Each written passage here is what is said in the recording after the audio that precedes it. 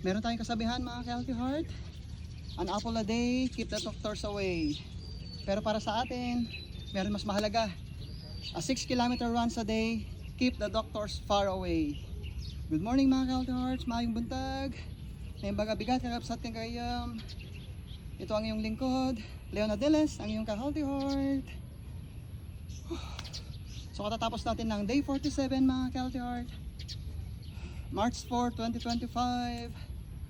So naka day 47 na tayo.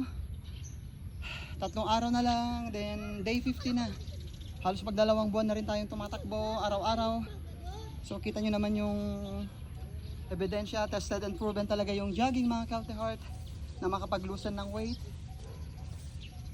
makapag-maintain ng weight, and of course ang ating conditioning. So good for the heart.